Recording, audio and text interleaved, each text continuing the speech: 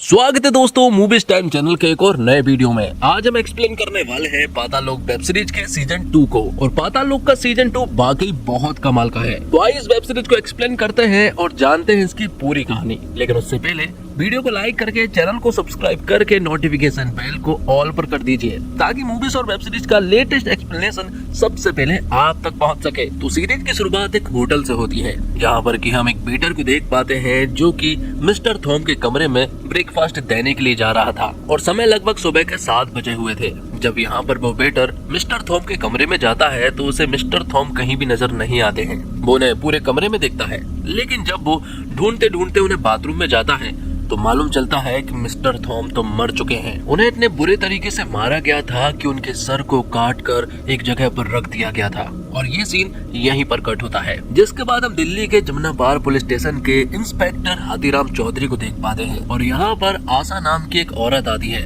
जो कि हाथीराम चौधरी से मिलती है और उन्हें बताती है कि कुछ समय से उनका पति जिसका नाम रघु पासवान है वो गायब है। उसका एक छोटा सा बेटा भी है जिसका नाम गुड्डू है। अक्सर रघु तो उनसे मिलने के लिए कम ही आया करता था, लेकिन वो हमेशा उसके कांटेक्ट में रहता था। वो जहाँ भी जाता था वो उसे बताकर जाया करता था, लेकिन कुछ समय से उसने कोई भी कांटेक्ट नहीं किया है, जिससे मुझे ऐसा लग रहा है कि वो जरूर बहुत बड़ी प्रॉब्लम में है। अब आगे एक प्रेस कॉन्फ्रेंस के द्वारा मालूम चलता है कि मिस्टर थॉम दरअसल में नागालैंड की एक बहुत बड़ी जानी मानी हस्ती था और वो दिल्ली बिजनेस समिट के लिए आया हुआ था। लेकिन जिस तरह से उसे मारा गया है सभी लोग पूरी तरह से हैरान हैं और वो जानना चाहते हैं कि आखिर ऐसा कौन कर सकता है। डीसीपी भारद्वाज बताते हैं कि हम जल्दी पता कर लेंगे कि ये किसने किया है। और साथ ही हम यहाँ पर इमरान अंसारी को देख पाते हैं जो कि अब एसीपी बन चुका है। डीसीपी भारद्वाज यहाँ पर अंसारी को बता रहे थे कि ये कोई नॉर्मल केस नहीं है, ये एक बहुत ही हाई प्रोफाइल केस है क्योंकि मिस्टर थॉम कोई आम आदमी नहीं था और जिस तरह से उसे मारा गया है उसके अपने लोग भी पूरी तरह से भड़के हुए हैं। इसलिए हमें इस केस को जल्द से जल्द सॉल्व करना होगा। अब चौधरी जो है वो रघु पासवान के बारे में पता करने के लिए जाता है। वो जहाँ पर काम करता था चौधरी वहाँ पहुँच जाता है। चौधरी को मालूम चलता है कि रघु एक पाइनएप्पल फैक्ट्री में काम किया करता था। वो फैक्ट्री दरअसल में भल्ला नाम के एक आदमी की है। तो चौधरी उससे पूछताछ करने लगता है। वो जब उससे रघु के बारे में पूछता है तो भल्ला उसे बताता है कि रघु ने कुछ समय पहले ही काम छोड़ दिया था और वो बता रहा था कि उसे कोई जरूरी काम आ गया है। तभी चौधरी के पास पुलिस स्टेशन से महिला कांस्टेबल मंजू का कॉल आता है और वो बताती है कि शायद रघु पासवान की बॉडी मिल गई है क्योंकि जो बॉडी उन्हें मिली है वो रघु पासवान से मैच हो रही है। तब चौधरी रघु पासवान की बीवी को बॉडी दिखाने के लिए लेकर जाता है, लेकिन जब वो बॉडी देखती है तो मालूम चलता है कि ये बॉडी रघु पासवान की नहीं है। दूसरी तरफ डॉक्टर्स मिस्टर थॉम की बॉडी के बारे में बता रहे थे कि इसे बहुत ही बुरी तरह से मारा गया है और यहीं पर अंसारी भी मौजूद था जो कि डॉक्टर से सारी डिटेल्स भी ले लेता है। अब रात होते ही चौधरी जब अपने घर पहुंचा तो उसने देखा कि उसके घर के बाहर एक नई कार खड़ी हुई है। जब वो अंदर गया तो मालूम चलता है कि ये कार उसके साले जीतू की है जो उसने हाल ही में खरीदी है और वो उन्हें मिठाई खिलाने के लिए आया था। और वो यहाँ पर अपने जीजाजी मतलब कि चौधरी के लिए एक नई जॉब ऑफर करने के लिए भी आया था, जिन्हें महीने के लगभग 1.5 लाख रुपए मिलेंगे और काम उनका सिर्फ और सिर्फ फाइनेंस डिपार्टमेंट में होगा। उन लोगों को सिर्फ फौजी या फिर पुलिस के लोग ही चाहिए है। चौधरी ने फिलहाल तो कुछ भी नहीं बोला था, लेकिन उसकी बीवी रेनू से बताती है कि हमारा बेटा सिद्धू हॉस्टल में पढ़ता है और वो पीजी करने के लिए ऑस्ट्रेलिया जाना चाहता है। वो कहती है कि अगर सब कुछ ठीक तरह से मैनेज नहीं हुआ तो वो ट्यूशंस भी देना चालू कर देगी। जिससे हमें मालूम चलता है कि हाथीराम चौधरी की घर की हालत थोड़ी ठीक नहीं है, पैसों की थोड़ी तंगी है। जिसके बाद अंसारी उस होटल में पहुंचता है जहां पर कि मिस्टर थॉम को मारा गया था। वो वहां जाकर उस वेटर से मिलते हैं और वो वेटर बताता है कि मिस्टर थॉम के जान जाने के एक दिन पहले रात को वो किसी के ऊपर कॉल पर गुस्सा हो रहे थे और वो यहाँ पर गुस्से में ही यहाँ से चले गए थे और उसकी नाइट ड्यूटी होती है, इसलिए सुबह सुबह वो ब्रेकफास्ट सर्व करने के लिए उनके रूम में पहुंचा था। दूसरी तरफ चौधरी अपने साले के साथ उस फाइनेंस डिपार्टमेंट में पहुंच जाता है जहाँ पर कि उसे जॉब मिलने वाली है 1.5 लाख रुपए पर महीने की।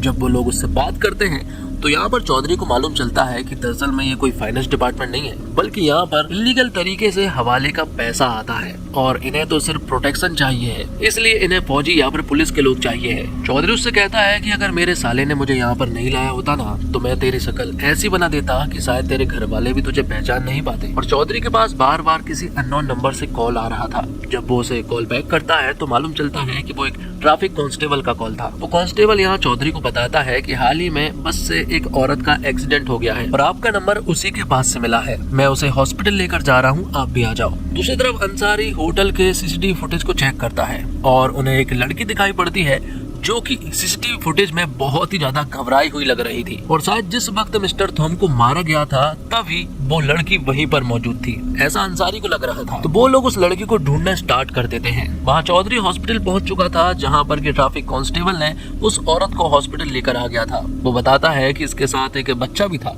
और ये बच्चा कोई और नहीं बल्कि रघु पासवान का ही है। मतलब कि वो समझ गया था कि एक्सीडेंट दरअसल में रघु पासवान की बीबी का हुआ है। जिसके बाद अंसारी बिजनेस समिट में नागालैंड के जितने भी लोग आए हुए थे, यहाँ अंसारी उनसे पूछताछ करने की कोशिश करता है, लेकिन वो लोग बहुत भड़के हुए थे क्योंकि यहाँ पर मिस्टर थॉम की प्रोटेक्शन की जिम्मेदारी पुलिस वालों की थी। अब आगे अंसारी मिस्टर थॉम के बॉडीगार्ड से मिलता है और मालूम चलता है कि जब मिस्टर थॉम को मारा गया था उस रात उसका बॉडीगार्ड उनके साथ था ही नहीं, बाकी वो हमेशा उनके साथ रहता था, लेकिन उसी रात वो उनके साथ नहीं था, इसलिए अंसारी को उसके ऊपर भी शक हो रहा था। तब वो लोग बॉडीगार्ड से उगलवाने लगते हैं कि आखिर वो उस रात कहाँ पर था। तब यहाँ पर एक लड़की आती है और वो अंसारी को बताती है कि वो मेरे साथ था, लेकिन उसने तुम्हें ये नहीं बताया होगा क्योंकि वो मुझे सेव कर रहा है, क्योंकि मेरे हस्बैंड को हमारे अफेयर के बारे में पता चल जाएगा। तभी अंसारी को मालूम चलता है कि जो लड़की सीसीटीवी फुटेज में पाई गई है उसे लास्ट बार एक क्लब में पाया गया था और वो क्लब है ध्रुव मलिक का, इसलिए अंसारी उसे पूछताछ करने लगता है। अंसारी उस लड़की मतलब की रोज लीजो के बारे में पूछता है,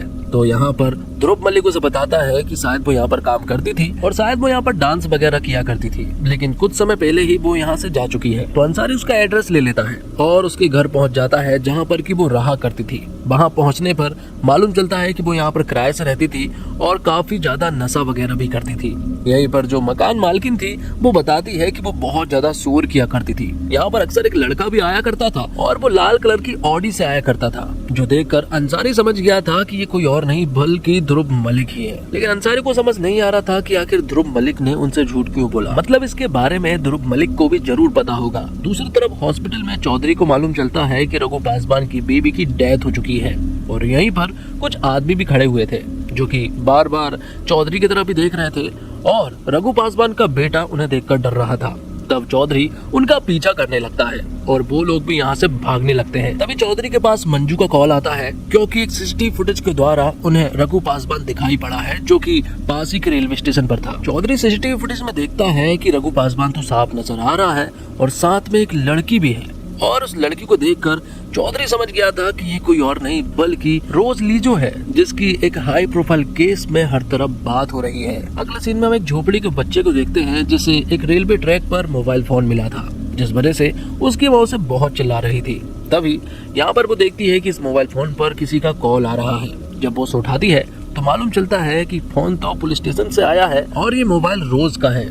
जिसके बाद हम अंसारी को देखते हैं जो कि डीसीपी भरद्वाज के पास उस सीसीटीवी फुटेज की एक क्लिप लेकर जाता है जिसमें रोज साफ साफ दिखाई पड़ती है। अंसारी डीएसपी को बताता है कि इस केस को इन्वेस्टिगेशन हाथीराम चौधरी कर रहे हैं और वो रघु पासवान को ढूंढ रहे थे, लेकिन उन्हें रघु पासवान के साथ रोज भी दिखाई पड़ी। मतलब कि ये केस एक दूसरे से जुड़े हुए हैं, इसलिए वो डीएसपी से कह रहा था कि हमारी टीम में हमें हाथीराम चौधरी को भी जोड़ लेना चाहिए। लेकिन डीएसपी यहाँ पर अंसारी से साफ मना कर देता है। वहाँ चौधरी अंसारी के ऑफिस में बैठा हुआ था, लेकिन यहाँ अंसारी उन्हें आकर बताता है कि डीएसपी ने मना कर दिया है, लेकिन उसे बहुत अच्छा लगा कि आप यहाँ पर आए क्योंकि बहुत दिनों के बाद वो उनसे मिल रहा है। अंसारी अभी भी हाथीराम चौधरी को बहुत इज्जत देता है और वो अभी भी उनसे सर ही कहता है, भले ही वो एसीपी बन गया हो, लेकिन अभी भी वो चौधरी सर को रिस्पेक्ट देता है। अब एक इन्वेस्टिगेशन के दौरान हाथीराम चौधरी को रेलवे स्टेशन पर वही लोग मिलते हैं जो कि हॉस्पिटल में उसे देखकर भाग रहे थे। उन लोगों ने भी चौधरी को देख लिया था, इसलिए वो चौधरी को देखकर यहाँ से भागने लगते हैं, लेकिन चौधरी उनका पीछा करने में लग जाता है। हालांकि वो यहाँ से निकल चुके थे और उन्हें ऐसा लग रहा था कि शायद अब उनके पीछे कोई नहीं है, इसलिए डायरेक्ट वो अपने अड्डे पर पहुंच जाते हैं। ये अड्डा किसी और का नहीं बल्कि भल्ला का ही है, जिसे हमने पाइनएप्पल फैक्ट्री में देखा था। तो वहीं पीछे हम देखते हैं कि हाथीराम चौधरी भी यहाँ पर आ चुका था। मालूम चलता है कि इस फैक्ट्री में ड्रग्स की स्मगलिंग होती है और उसे इस बात की खबर हाल ही में मालूम चली है। चौधरी पहले तो फैक्ट्री के ऊपर चला जाता है और वहाँ रंगा नाम के आदमी को बंधक बना लेता है और फिर चौधरी अंसारी के पास कॉल करके इस जगह के बारे में बताता है। अंसारी कहता है कि वो हमारा इलाका नहीं है, लेकिन चौधरी कहता है कि इलाका तो मेरा भी नहीं है, लेकिन यहाँ पर जो चल रहा है वो जरूर इलीगल है। तो अंसारी यहाँ पर बरार को कवर कर देता है और बरार यहाँ पर रेड मार देता है और सभी को अरेस्ट कर लेता है। तो इन सबको पकड़वाने का क्रेडिट जो है वो हाथीराम चौधरी को मिलना चाहिए था, लेकिन ये सारा क्रेडिट तो यहाँ पर बरार को मिल जाता है, जो देखकर कहीं ना कहीं अंसारी को भी बिल्कुल अच्छा नहीं लग रहा था। इसलिए वो यहाँ पर चौधरी सर से बात करने के लिए जाता है। चौधरी उससे कहता है कि रेस में दौड़ रहे घोड़े को भी बहुत अच्छे से मालूम होता है कि उसे मेडल नहीं मिलेगा, बल्कि उसे बस चारा ही मिलेगा।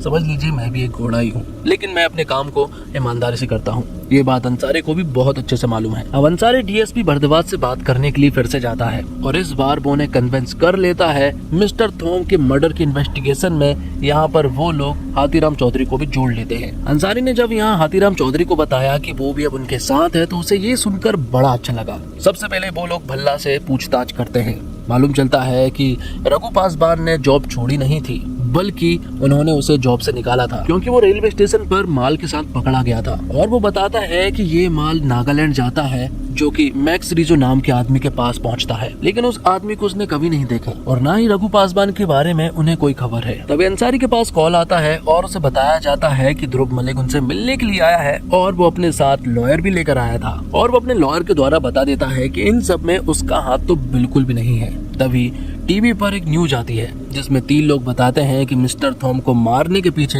हम जिम्मेदार हैं। अब नागालैंड के दीमापुर रेलवे स्टेशन पर एक पुलिस कांस्टेबल मौजूद था। यहीं पर हम रोज को भी देख पाते हैं और उस कांस्टेबल ने रोज को देख तो लिया था, लेकिन वो इस बात से अनजान था कि लोग रोज को ढूंढ रहे हैं। तभी उसके पास एक फोटो आता है जो कि रोज का था। तब वो उसे तुरंत ही ढूंढने के लिए जाता है, लेकिन तब तक तो वो वहाँ से जा चुकी थी। वहाँ हाथीराम चौधरी जब अपने पुलिस स्टेशन में आता है तो उसे मालूम चलता है कि रघु पासवान का बेटा गुड्डू यहीं पर मौजूद है और महिला कांस्टेबल मंजू यहाँ चौधरी को बताती है कि उसके घर वाले उसकी रिस्पॉन्सिबिलिटी लेने के लिए तैयार नहीं है। वैसे उनके घर में बहुत कम लोग हैं, लेकिन वो भी उसकी रिस्पॉन्सिबिलिटी नहीं लेना चाहते हैं। तब चौधरी गुड्डू को अपने घर ले आता है और यहाँ पर उसे रेनू से मिल पाता है। रेनू कहती है कि यहाँ पर उसे क्यों लेकर आए। चौधरी कहता है कि हमारा बेटा सिद्धू हॉस्टल में रहता है और तुम अकेली रहती हो, इसलिए मैंने उसे यहाँ पर लेकर आ गया। लेकिन रेनू कहती है कि तुम्हें उसे आश्रम में छोड़कर आना चाहिए। चौधरी कहता है कि 2 दिनों के बाद वो उसे आश्रम में छोड़कर आ जाएगा। तभी उसके पास अंसारी का कॉल आता है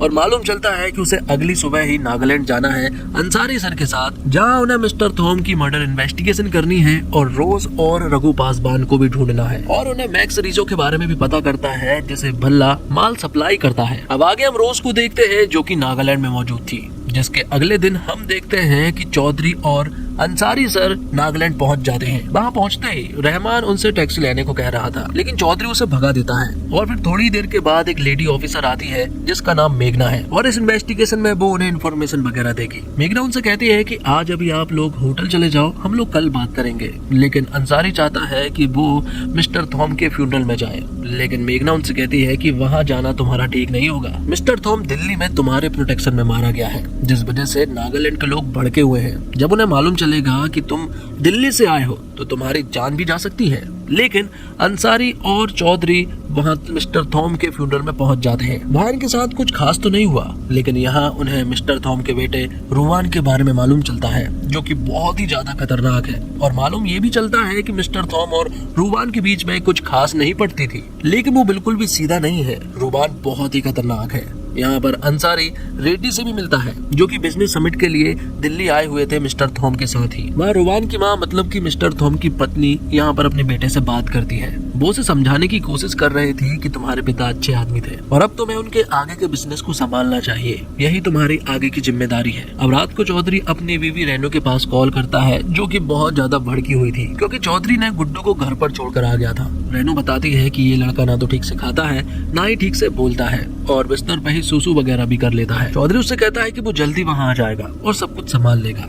तभी हम देखते हैं कि छोटा बच्चा गुड्डू चुपचाप सारे कपड़ों को सुखा रहा था। ये देखकर रेनू को बड़ा अच्छा लगा और वो उससे कहती है कि मेरा नाम रेनू आंटी है, तुम्हारा नाम क्या है? लेकिन वो लड़का कोई भी जवाब नहीं देता। अब अगले दिन हम देखते हैं अंसारी और चौधरी वहाँ रोज के फैमिली वालों के पास पहुँचते हैं। रोज के घर में उसकी माँ और उसके पिता है। पिता का दिमागी संतुलन ठीक नहीं है, जो कि मिस्टर थॉम के फ्यूनरल में भी गए थे और वो वहाँ बहुत रो रहे थे क्योंकि मिस्टर थॉम के साथ वो काफी सालों से काम करते आ रहे थे। जब अंसारी रोज की माँ से बात करने की कोशिश करते हैं तो रोज की माँ बताती है कि वो हमारे लिए मर चुकी है, उसे हमने लास्ट बार कब देखा था हमें नहीं मालूम। और वो मिस्टर थॉम के बारे में बताती है कि वो एक मॉन्स्टर है। चौधरी और अंसारी को इस गुत्थी को सुलझाना तो था ही, लेकिन इससे पहले उन्हें इस कांस्टेबल से छुटकारा पाना था। इसलिए वो होटल जाते हैं और वो इसाक से कहते हैं कि हम अब यही होटल में ही रहने वाले हैं, इसलिए तुम लोग पुलिस स्टेशन चले जाओ। वो जब यहाँ से चले जाते हैं तो ये लोग फिर से वापस आ जाते हैं और अलग अलग जगह पर जाकर इन्वेस्टिगेशन करने लगते हैं। यहाँ चौधरी